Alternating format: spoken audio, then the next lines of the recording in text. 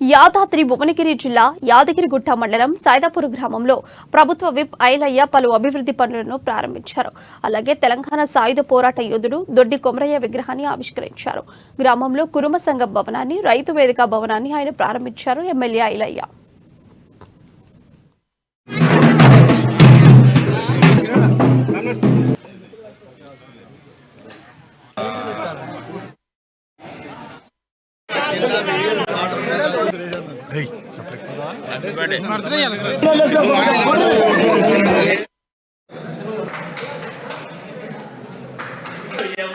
తొలి అమరుడు దొడ్డి కొమరయ్య.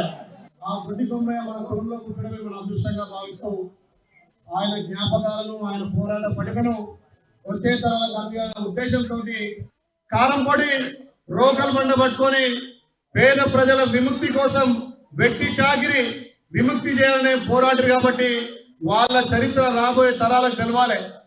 ఇవాళ మనం అన్ని విధాల సుఖ సంతోషాలతో జీవిస్తున్నామంటే ఆ రోజు వాళ్ళు కొట్లాడినటువంటి పోరాట పటిమే ఇవాళ రేపు రాబోయే తరాలకు స్ఫూర్తిగా ఉండాలనే ఉద్దేశంతో వాళ్ళ యొక్క కులం కోసమో కాదు, జాతి కోసం, పేద ప్రజల వెట్టి చాకిరి విముక్తి కోసం పోరాడరు కాబట్టి అలాంటి మహనీయుల విగ్రహాలు పెట్టుకొని వాళ్ళ చరిత్ర రాబోయే తరాలకు తెలవాలనే ఉద్దేశంతో ఈ విగ్రహాల ఆవిష్కరణ. కాబట్టి మీరందరూ అదే పోరాట పటిమతోటి రేపు రాబోయే కాలంలో కూడా ఈ వెట్టి చాకిరి లేకుండా మనం మన కాళ్ళ మీద స్వేచ్ఛగా వాయువులు పీల్చుకోవడం కోసం 1949లో 1947లో మనకు స్వతంత్రం వస్తే 1947లో ఇవాళ మన భారత రాజ్యాంగాన్ని నిర్మించుకొని జాతీయులకు అతీతంగా, మతాలకు అతీతంగా ప్రతి పేద ధనిక వర్గం లేకుండా అందరూ చదువుకునే అవకాశం.